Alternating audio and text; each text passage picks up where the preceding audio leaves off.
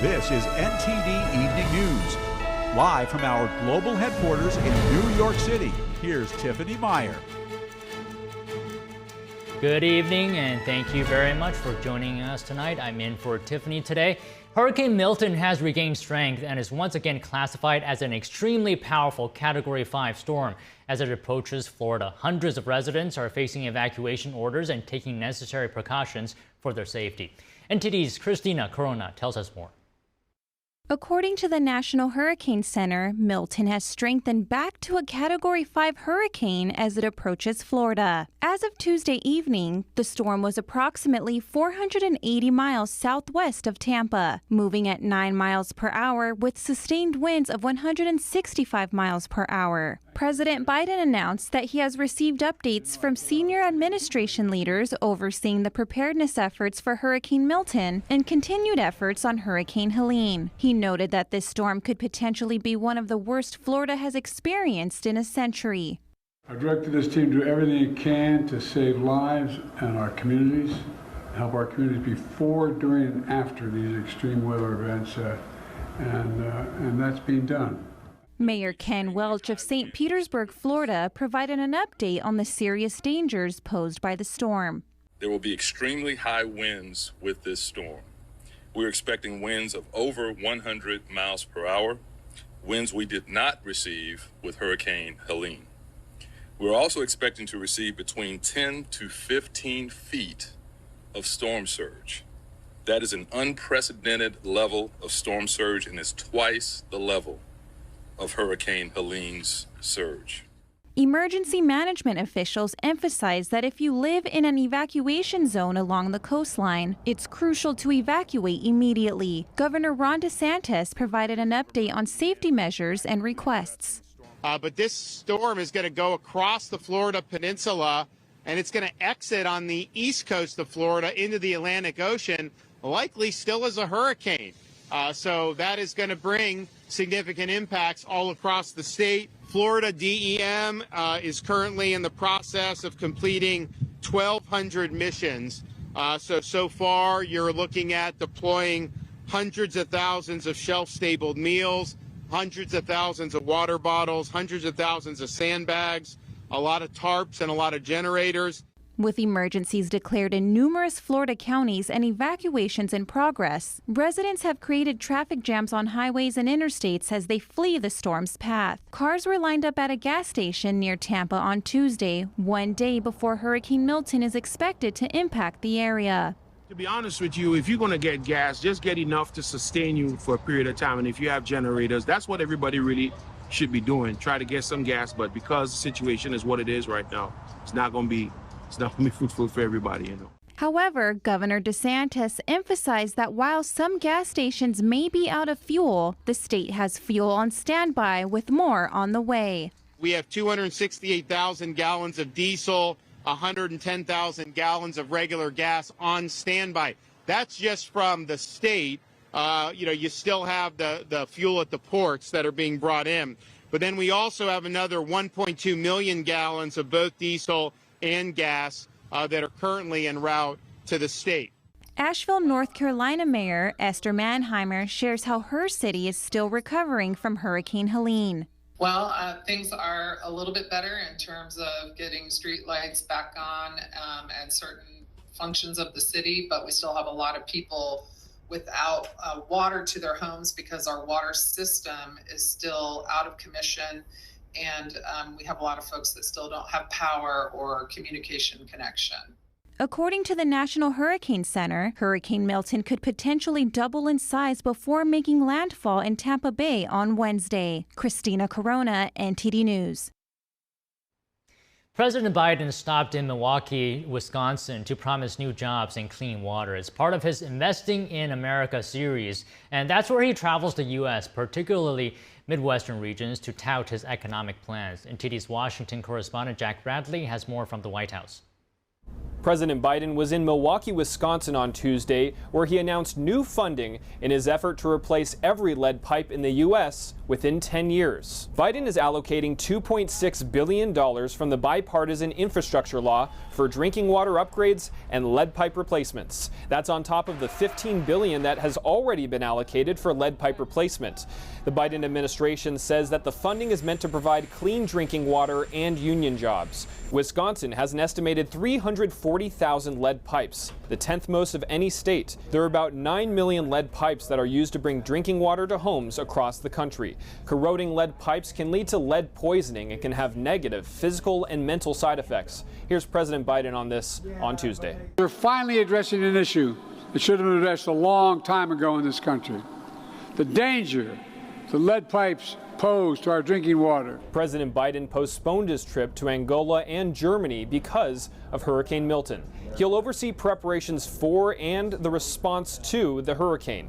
Biden is ordering those in the path of the hurricane in Florida to evacuate now, saying it's a matter of life and death. Biden declared an emergency in Florida on Monday. The Federal Emergency Management Agency, or FEMA, is now working to evacuate individuals via ambulance from hospitals and healthcare facilities. While bracing for Hurricane Milton, Florida is still recovering from Hurricane Helene.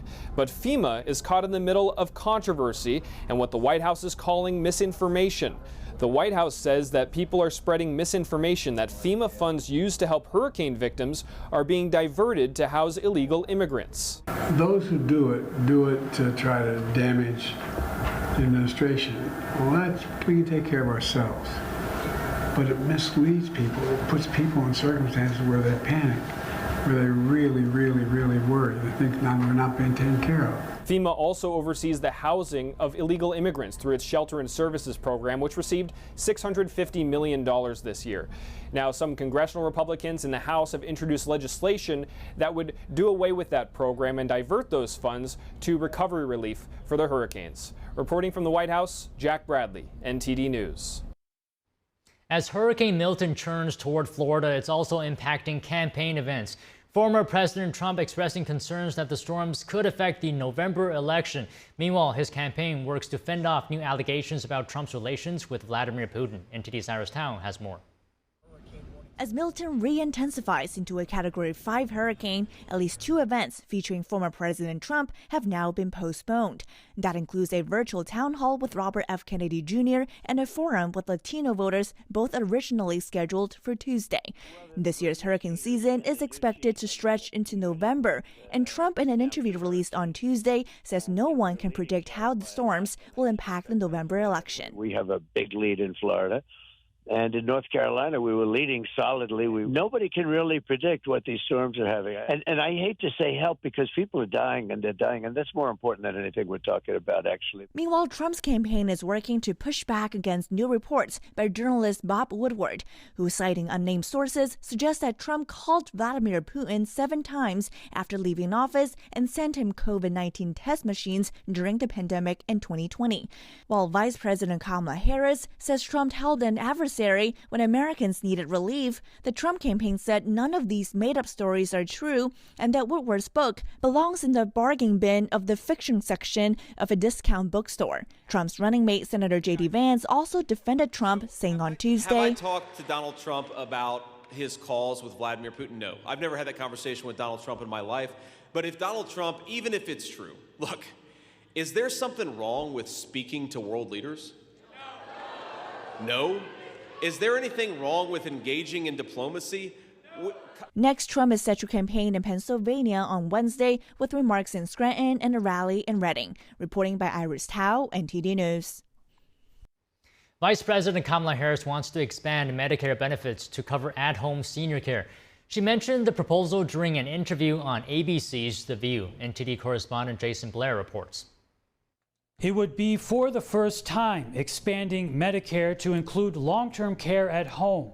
This would give the option of home care instead of sending someone to a nursing home, which potentially would be less expensive.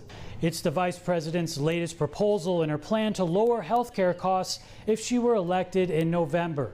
Harris described her own experience with caregiving while on ABC's The View on Tuesday, saying that she took care of her cancer-diagnosed mother.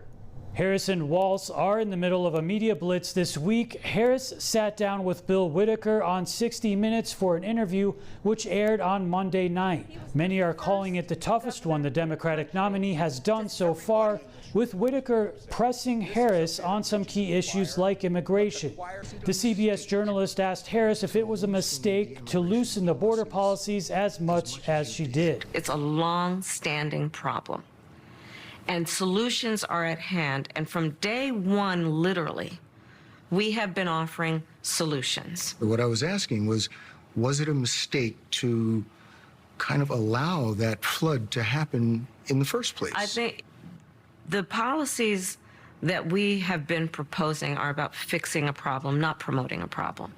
Okay? But the numbers did quadruple. And the numbers today, because of what we have done, we have cut the flow of illegal immigration by half. But should you have done that? We have cut the flow of fentanyl by half, but we need Congress to be able to act to actually fix the problem. Also, CNN announced that Harris and Trump have until Thursday, October 10th, to agree to a second debate hosted by the network. CNN sent both candidates invitations on September 21st. So far, Harris has agreed and Trump has not responded. Trump also has publicly stated that he will not do another debate before the election. Early voting in Arizona starts on Wednesday and mail ballots go out. Harris is planning a campaign event on Thursday in Phoenix, the day after, where, according to her campaign, she will rally up people to get out and vote. Reporting in Washington, D.C., Jason Blair, NTD News. And now joining us at the Election Data Hub is NTD's Dave Martin. Dave, one of the closest votes in the 2020 presidential election was the swing state of Georgia, which President Joe Biden won by just 12,000 votes. What are the polls showing right now?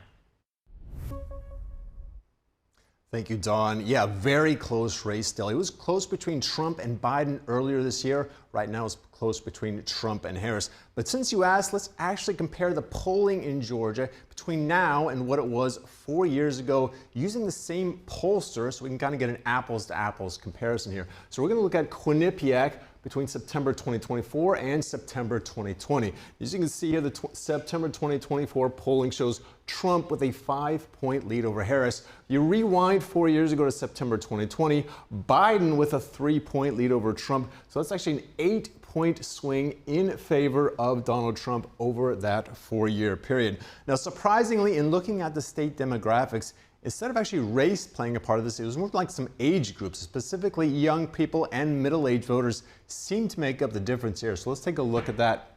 These are Georgia voters ages 18 to 34. Now you look in 2024, they've got a slight lead for Donald Trump, just 2 percentage points ahead of Kamala Harris. But you rewind 4 years, and look at this.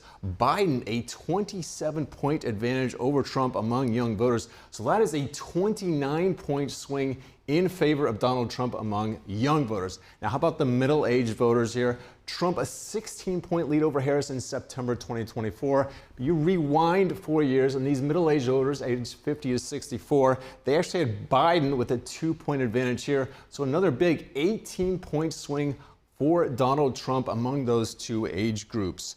So, of course, what could be causing this? Well, the voters' top concern for several years now has been the economy. So this same Quinnipiac poll that polled all these also asked people who they thought would do a better job with the economy. Let's start here with 2024 among young voters here, ages 18 to 34. Not a huge surprise. Trump a 10-point lead over Kamala Harris. Now rewind 4 years ago, and they had Biden with an 8-point lead here, so that's an 18-point swing for Donald Trump among young people. Now, how about the middle-aged voters? This is ages 50 to 64. Currently, Trump a 21-point advantage here over Kamala Harris. You rewind 4 years and you look back at Biden, and actually Trump, this is one of the few times he led in this poll, a 5-point lead over Biden here. So that's that's a 16-point swing in the 4 years among the middle-aged voters on the economy. So that's kind of what's going on in the state of Georgia right now. Back to you, Dawn. Dave, as always, thank you very much for joining us. Next, Israeli forces said they have killed the new leader of the Hezbollah terrorist group in Lebanon. This announcement comes as Israel and Hezbollah continue to exchange intense fire across their borders. NTD's Jason Perry has a story. On Tuesday, the Iran-backed Hezbollah terrorist group in Lebanon fired over 100 rockets into northern Israel. Most of them were intercepted, according to an Israeli official, but some got through, hitting this residential building near Haifa. In this event, the number of injuries is very little, and that is due to the proper behavior of the residents, Home Front Command, the rescue services, the ambulance services. I would like to say that the commands of the Home Front are life-saving, and today was proof of that. The Home Front Command issues safety guidelines for Israelis in times of war, including restrictions on gatherings and announcements of school closures. In another development, Israel's defense minister Yoav Gallant said on Tuesday that the new leader of the Hezbollah terrorist group is probably dead. Hashem Sefadin apparently led the terrorist group for just over a week after Hezbollah's longtime leader Hassan Nasrallah was killed at the end of September. This thing has a dramatic effect on everything that happens. There is no one to make decisions. There is fear, there is panic, there is an erosion of the Hezbollah organization. Israel's Prime Minister Benjamin Netanyahu also noted the progress they've made. We've degraded Hezbollah's capabilities. We took out thousands of terrorists, including Nasrallah himself, and Nasrallah's replacement, and the replacement of his replacement. Hezbollah's deputy chief said in a televised address that the terrorist group's capabilities were still intact and that he also supports efforts to achieve a ceasefire with Israel. This comes as Israeli forces reported killing 6 more senior Hezbollah commanders on Monday, who were among 50 Hezbollah terrorists Israel reported killing in a series of airstrikes. And Israeli troops continue their ground offensive into Lebanon, finding more weapons along the way. Here you can see the boxes full of rockets, which were intended to be fired toward Israeli territory.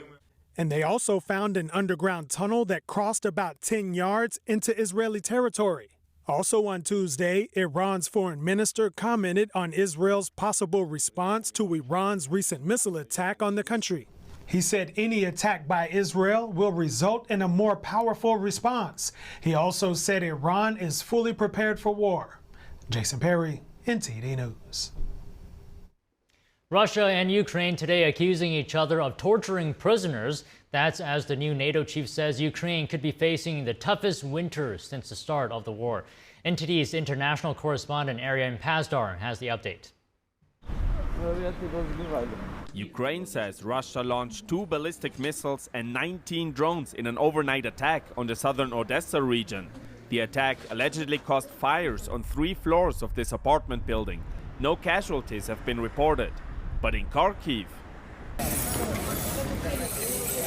2 people are reported dead and 30 more injured after an alleged Russian attack on Tuesday. I heard a shattering sound and glass splinters were everywhere. Kharkiv lies only some 18 miles from the Russian border. It has been a frequent target of attacks since the conflict started. Hungarian Prime Minister Viktor Orban says a ceasefire is the best solution for Ukraine at this point.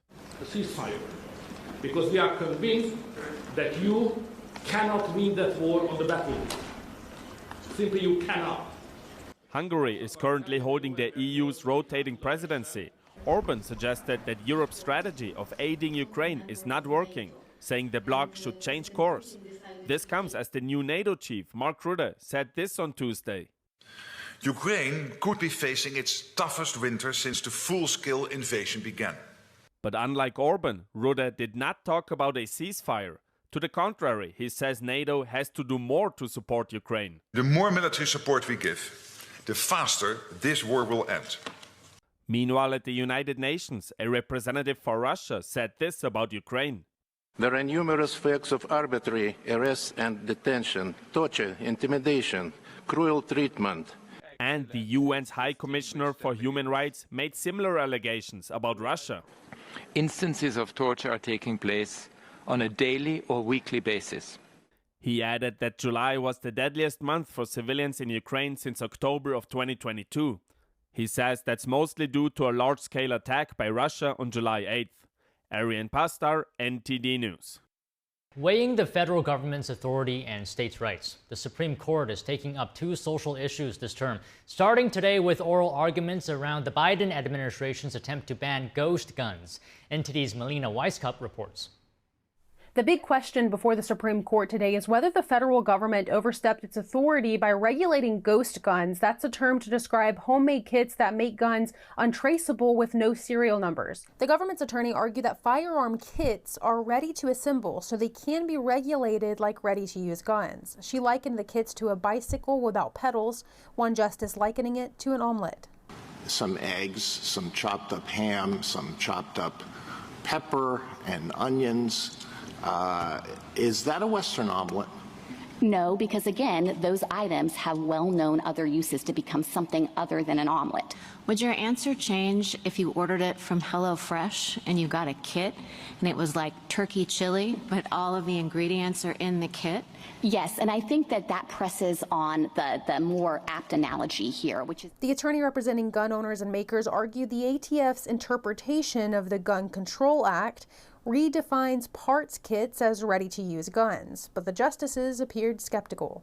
For example, with looking at the jigs, because really what is being done is that jig is being regulated, because the same piece of metal can either be a frame or receiver depending on what... Readily convertible was in the statute. Readily convertible is in the statute under Part A. Okay. It is not in the statute under Part B. And just a few months ago, justices did pull back the power of federal agencies to be able to interpret laws. As for the broader debate around gun laws in the country, this issue has actually taken a back seat to other hot-button issues on the campaign trail. Vice President Kamala Harris earlier this week once again reiterated that she's a gun owner as a way to try to push back on former President Trump's claims that if she's elected, she'll confiscate guns. Now, Vice President Harris says she does support an assault weapons ban, but she's done a 180 turn on her policy stance with regards to a so-called government buyback program. Following today's oral arguments, the Supreme Court is likely to rule on this gun regulation sometime next year. Now, there's another social issue on the docket. That is, the ACLU is seeking to overturn state bans on gender transition procedures on minors. 24 states currently ban minors from getting hormone treatments or sex-changing surgery, reasoning that there are health risks involved, such as preventing brain and bone growth, infertility, and more. Reporting from Washington, D.C., Melina Weisskopf, NTD News. Senator Mike Lee of Utah has sent a letter to his fellow Republican senators outlining his proposal for procedural changes to GOP leadership. The next Senate Republican leader will have to win support of the right flank of the conference to become the successor of Senator Mitch McConnell. The GOP may regain control of the Senate and will elect a new conference leader after McConnell steps down in November. The two front-runners are Senators John Thune of South Dakota and John Cornyn of Texas. Thune has been in the Senate since 2005 and has served as Senate Minority Whip since 2021.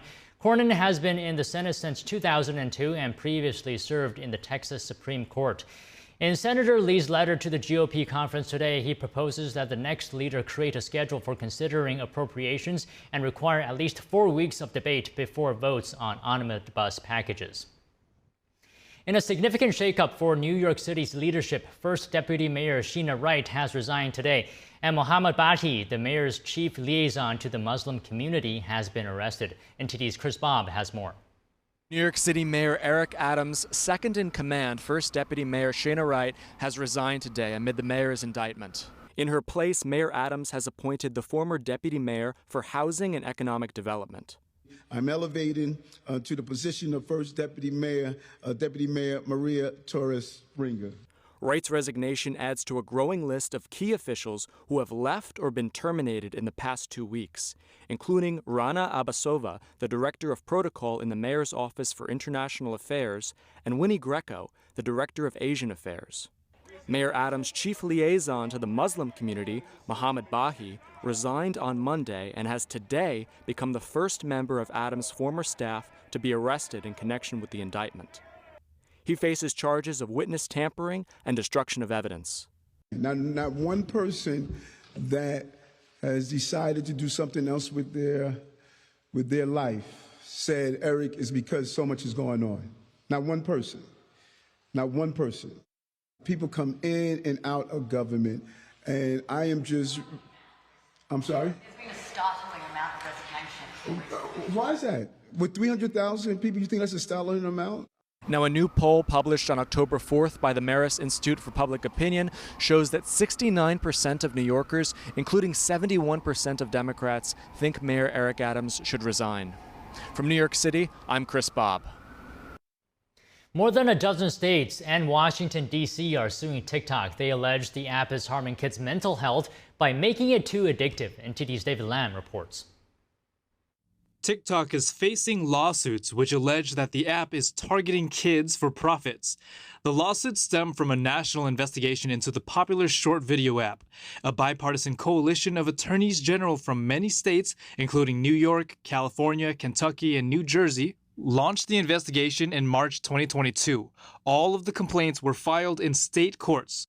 The way it's made, it's meant to have anyone and everyone just get sucked into it. So if we have them change their algorithm so we don't do that, then it's probably not going to be the product they want it to be.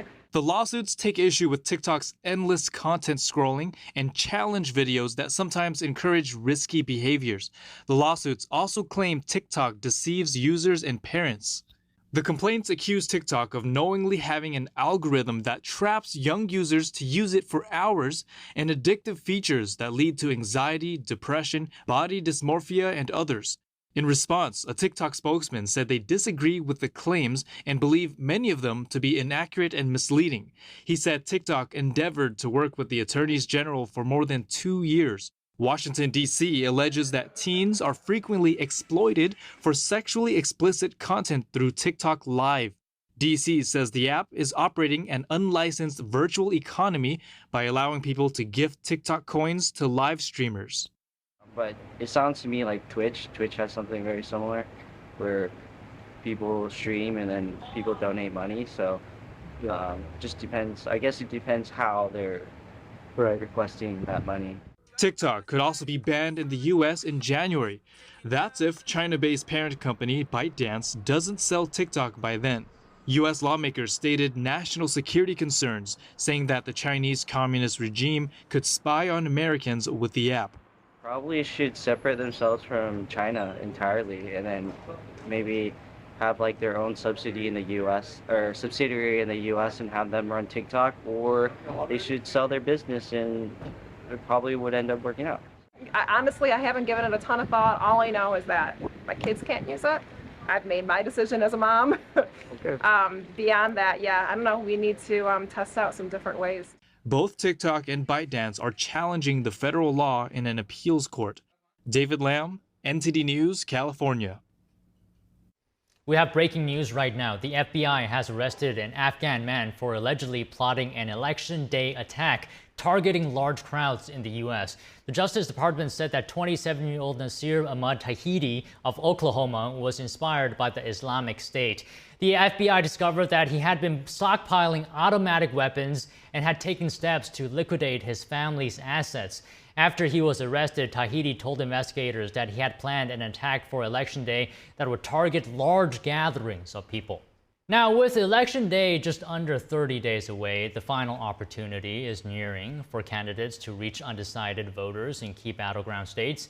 Michigan, in particular, is a focal point. Both Trump and his running mate J.D. Vance are back campaigning in the state this week. Harris, meanwhile, was just there last Friday. Harris is also shaking up her media strategy, doing a media blitz to solidify those remaining votes. Joining us now to discuss is Armen Kurdian, a political strategist and policy analyst, and Lawrence Wilson, political reporter for the Epoch Times. Lawrence, I want to start with you here. So you've been following both the Trump and Harris campaigns in Michigan, attending their rallies. Harris was in Detroit last Friday. J.D. Vance was there today. Have you come across any undecided voters who attended both rallies? Well, they're telling me that almost mirroring the things that their candidates are saying. The issues that they care about on the Trump side, you're going to hear a lot about the economy, especially grocery prices and the price of fuel. You're going to hear a lot about the border and illegal immigration. On the Harris side, the main issues that I hear from voters are access to abortion, which of course Democrats across the board have made a key issue in this campaign. And honestly, they simply don't care for Trump. They talk about his character as a reason they wouldn't vote for him, and they don't like some of his policies. They've heard a lot about Project 2025, that policy proposal from the Heritage Foundation, and they believe Trump will implement it, even though he has distanced himself from it. Now, Armin, when it comes to battleground states like Michigan, for example, what does polling tell us about those remaining undecided voters, do you think? Good evening. Well, basically it tells us there aren't a whole lot of folks who are undecided, but what we do know is there's a whole bunch of folks who really haven't necessarily been contacted or connected with. Remember, total turnout is probably going to be about 65, 67% if historical norms continue. So really, it's not so much about undecided voters, because I think the vast majority of people know who they're going to vote for, and even that undecided amount is probably going to split one way or the other. So I don't know that that's necessarily going to be a factor, but it's a question of getting out to those neighborhoods and turning the vote out and getting people to turn their ballots in and head to the polls. That is what is going to make the difference. Whoever's got the better ground game in these states is going to win. So, Lawrence, you've reported on how both Trump and Harris are trying to secure the votes of Michigan auto workers by promising to revive the state's auto industry. I was wondering if you could tell us about any parallels that maybe you're seeing between the campaigns when it comes to strategy and perhaps approach in Michigan. Well, they're both majoring on manufacturing and jobs. If you talk to leaders in the parties, and of course you hear it from the candidates themselves and their surrogates, they'll talk about the economy, the economy, the economy. So they're both dialed in on that. They're both promising jobs, auto jobs, manufacturing jobs, but they're doing it with different strategies. Trump, his strategy has been to talk about tax incentives for people who manufacture their products in the United States, which he believes will draw manufacturers back to the country, particularly Michigan. He's talked about tariffs, and a big tariff, 100% on automobiles, which he thinks will incentivize foreign makers to move more manufacturing here. And then, of course, cheap energy. He wants to attract people with cheap energy. Harris talks about investments in manufacturing, and by that, she seems to be referring to things like the Chips and Science Act and some provisions of the Inflation Reduction Act. And what that means is tax money going to support certain industries, when she says she'll support communities that are involved in auto manufacturing. So, Armin, you heard what Lawrence said. If you could give us your analysis of these approaches, how effective do you think they'll be, and why? Frankly, I think the most effective approach is the cost of doing business. Both talk about the importance of manufacturing. I think for the first time, Trump is the first Republican nominee for president who is not afraid to necessarily speak out about corporations who shift jobs overseas and are looking at cost cutting. But something which I would really like to see him talk about a lot more is deregulation and the overburdening of red tape. During his administration, through elimination of regulations and rules, which were basically just costing business a lot of money, it was probably came to about $450 billion in savings for these companies. Whereas during the Biden-Harris administration, we've seen like maybe $1.3, $1.4 trillion of additional costs that were levied on businesses. So keeping those jobs in the U.S. I mean, look at the UAW, 370,000 or so employees today, vice say 430,000. I think in 2018 was the last check. So very tangible impact on jobs, and keeping those jobs in the country is going to be a big talking point for both of them. Lawrence, and can you tell us about the latest polls coming out of Michigan and how that compares to other key battleground states? Yeah, they're very similar, actually. Michigan shows Harris up by about 2%. In all the battleground states, and we're talking about Pennsylvania, North Carolina, Michigan, Wisconsin, Nevada, Arizona, Georgia, all of them are polling within that range, 1% to 2%. Harris leads in 4 of those states. Trump leads in 2 of them. all by 1 or 2% apiece. Now, that number is within the margin of error for all of those polls, and that really means it's a toss-up. They're running so close that the polling can barely separate them. And Armin, how critical is Michigan to Harris? Because we know that in particular, the issue of the Israel-Hamas war is a point of vulnerability for Harris among a segment of Muslim voters in the state. Does she need their vote, or could she win Michigan without it? She really can't win Michigan without the union vote. I don't think it's a question at that point, are the inner cities going to turn out to vote for her? Obviously, there are paths to win the election if Harris loses Michigan, and there are paths if Trump loses Pennsylvania. But frankly, I think Pennsylvania is still going to be the key linchpin for both of them. But say, if Kamala Harris does not win the state of Michigan, if she loses that, then that really opens up a lot more pathways for Donald Trump to win if he wins Pennsylvania, or especially if he also wins Georgia at the same time. We're talking 1 or 2 electoral votes difference possibly, and there are several realistic scenarios for a 269 to 269 tie, which also can't be discounted. So I think we all want to avoid that and know who's going to win, hopefully just a few days after Election Day. And just one more thing here, Lawrence. I want you to talk to us about a Senate seat up for grabs in Michigan. It's been held by Democrats for quite some time, but has a chance of flipping blue. Tell us about that race and what it could mean for the balance of power. Well, as viewers probably know, the balance of power is very close in the Senate. It's technically 51 to 49. In fact, it's only 47 Democrats and 4 independents who caucus with the Democrats. That's people like Bernie Sanders, for example, is one of them. So that means even a 1-seat shift could make a big difference here. Now, this race currently shows Elissa Slotkin. She's the sitting congresswoman in Congressional District 7 here in Michigan. She's up by about 5 points. It has been higher than that in the past. She was leading by 5.5, 6 points a month ago. So Mike Rogers, former congressman, who is the GOP challenger for this technically open seat because a senator has retired from Michigan. He's closing the gap slightly. The question is, can he build enough momentum in the next 30 days to tighten that up and go for victory? A lot of that, as we've heard, is going to depend on turnout. And if turnout on the Republican side is very high, he has a real chance, but he still has some ground to make up. Actually, Armin, I would like you to have the last word here. We're seeing Harris change up her media strategy after being criticized for her limited appearances. Now she's doing a blitz of interviews on both traditional legacy media and podcasts.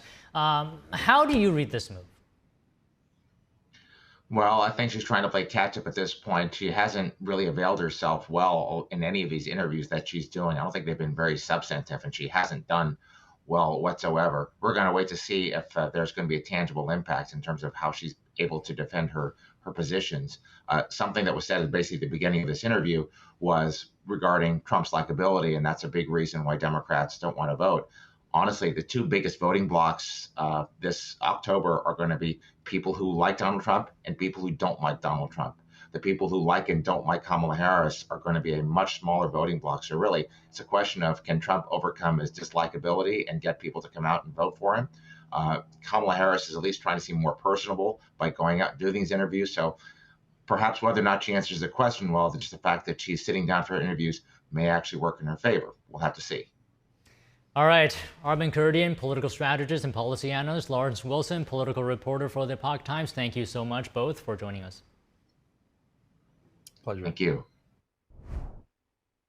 And with Hurricane Milton now closing in on Florida, do the American people feel confident about FEMA's handling of disaster relief? NTD Sam Wong was out at the National Mall in Washington, D.C. to hear from citizens. Are you confident in the government's ability to handle this upcoming disaster? Oh, absolutely. Well, the biggest problem that they are facing right now, though, is Where Milton is coming in is in Florida, and they're dealing with a governor that does not want to deal with this president. So I don't think they're prepared to fix another hurricane, especially with the size and the path that it's going to go across Florida. No, I think it's going to take time, and it might be a little too late once they get kind of down the road and they're not reacting quick enough for it. I feel like our government is still battling over things that they should have solved years ago. They're ready to go and do what they need to do. They always have been, in the situation as it is. It's the ability to get to the aid to the people. So FEMA is facing a lot of pressure right now. There are reports saying that there is potentially mismanaging of funds, and then now they're running out of money. Does this impact your confidence in the agency's ability to provide timely relief? I think so, and I think a large part of it has to do with the fact that there's going to be an election that our president isn't facing in right now, and there should be some immediately emergency state of disaster stuff, but FEMA has notoriously been behind. FEMA isn't, the workhorse. They're just there to provide the contractors and get everybody in line and get them on the road. And so if they can get politics out of the way, they would do a whole lot better. My uncle went through Hurricane Katrina, and he lost his entire house, his boat business, the whole thing disappeared. And, they had problems back then too. I don't think that they will handle it the way it needs to get handled, taking care of our own citizens. I think that it could be better. I think people need to put into perspective how long it takes to get things done and how much money it costs to get there. In what way do you think FEMA and Congress can do better when it comes to getting a timely disaster relief? Spend more money on the American people rather than foreign aid. Welcome back. The godfather of artificial intelligence, Geoffrey Hinton, wins the Nobel Prize in Physics. He warns that AI could lead to human extinction. And today he said he would do it again. Here's the story. How do you feel right now? I'm flabbergasted. I had no idea this would happen. Geoffrey Hinton, the godfather of AI, has won the Nobel Prize in Physics. That's for his contributions to machine learning. He shares the prize with fellow pioneer John J. Hopfield, who made previous contributions that Hinton built on. Hinton says generative AI will have a huge influence. So it will be comparable with the Industrial Revolution, but instead of exceeding people in physical strength, it's going to exceed people in intellectual ability. Hinton says nobody knows what that'll look like. He predicts much greater efficiency at work. His work on the backpropagation and his efforts from the 80s and 90s have built the foundation for everything that we know now as the modern AI field. AI researcher Hamoudi Nana says Hinton is one of AI's founding fathers, mentoring the next generation of AI researchers, including Ilya Sutskever. Hinton has warned AI poses an existential risk to humanity. In a 2023 video, he says superintelligence may come sooner than expected. I suddenly realized that maybe the computer models we have now are actually better than the brain. And if that's the case, then maybe quite soon they'll be better than us. When receiving the prize, Hinton said over the phone that he regrets his work, but I would do the same again. But I am worried that the overall consequence of this might be systems more intelligent than us that eventually take control. The risks include economic collapse, human subjugation by machines, and even human extinction. The jury is still out on whether AI in our lifetime will get to that point where it's capable of literally taking over to such a degree that it could pose an existential threat to humans. Wasim Mirza is the host of the Future Tech Show. He says many experts are worried, and talk of Skynet coming to life, as in the Terminator films, is not going away anytime soon. And that's all the stories we have for you tonight. Thank you for tuning in. I'm Don Ma. Good night.